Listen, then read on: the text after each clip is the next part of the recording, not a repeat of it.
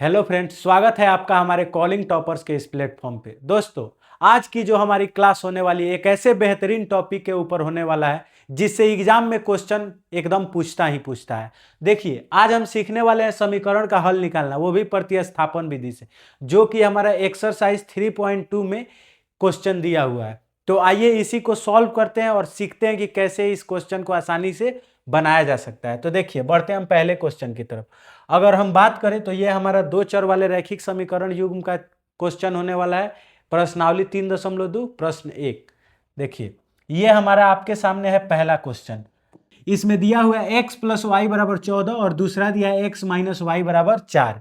इन दोनों समीकरण में हमें x और y का मान निकालना है प्रतिस्थापन विधि से।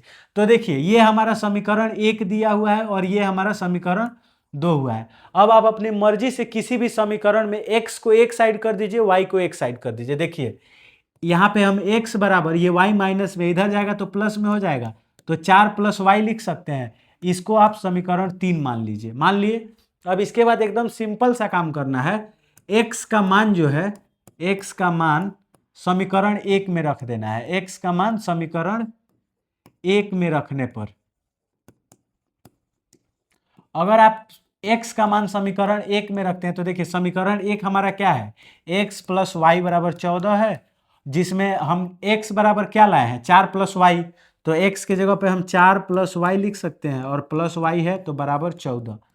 अगर 4 इधर प्लस में इधर जाएगा तो माइनस में, वाई वाई 2y हो जाएगा।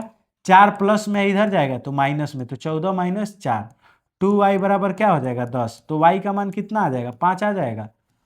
अगर y का मान 5 आ गया तो उसके बाद आप एक काम करेंगे, y का मान समीकरण 3 में रख देंगे। y का मान समीकरण 3 में रखने पर, टाइम है तो इसके बाद 4 मिनट एक का रिकॉर्डिंग हो गया।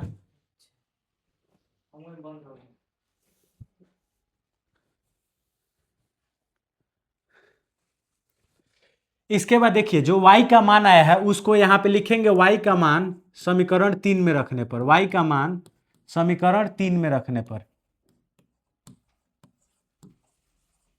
अगर आप y का मान समीकरण 3 में रखते हैं तो देखिए हमारा समीकरण क्या दिया हुआ है, तीसरा समीकरण, x बराबर 4 प्लस वाई, x बराबर 4 प्लस वाई, जिसमें y का मान हम निकाल चुके हैं 5।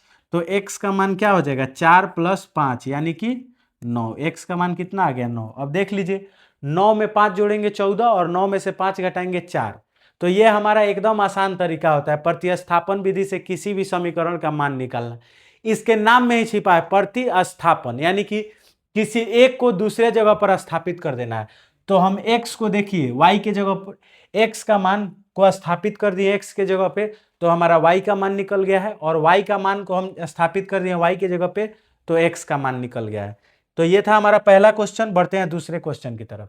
दूसरा क्वेश्चन है s माइनस टी बराबर 3। ये हमारा समीकरण 1 हो गया, और यहाँ पे दिया है s by 3 plus T by 2 बराबर 6। अगर आप इसको सॉल्व करेंगे तो s बाई 3 है प्लस टी बाई 2 है बराबर 6 दिया हुआ। अगर आप इसको सॉल्व करते हैं तो 2 में s से गुना होगा 2s, प्लस 3 में t से गुना होगा 3t, बराबर 3 दूना 6 हो जाएगा और बराबर 6। तो ये 6 इधर भाग में इधर जाएगा तो गुना में, तो 2s प्लस 3t बराबर क्या हो जाएगा, 6 में 6 से गुना करेंगे 36। ये हमारा समीकरण 2 हो गया। अब जो हमारा पहला समीकरण है s माइनस टी बराबर 3, इसमें अगर हम चेंज करें तो s बराबर क्या हो जाएगा, t इधर माइनस में इधर जाएगा तो प्लस में, तो 3t हो जाएगा एकदम आसानी से। फिर अब ये जो s का मान आया इसको आप समीकरण 2 में रख दीजिए। s का मान समीकरण 2 में रखने पर,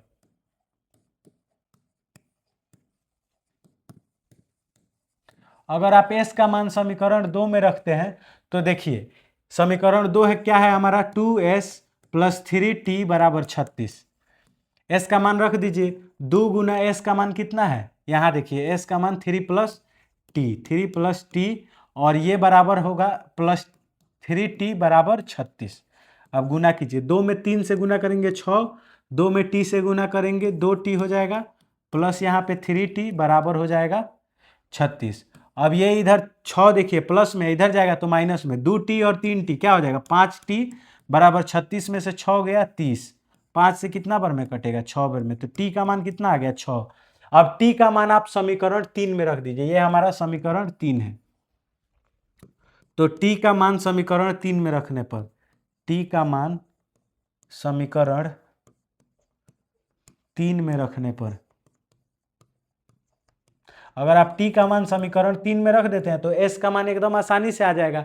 देखिए t हमारा समीकरण 3 क्या है, s बराबर 3 प्लस टी, s का मान हमें निकालना है, t का मान कितना आया है 6, तो s का मान कितना आ गया 9, हमारा आंसर आ गया।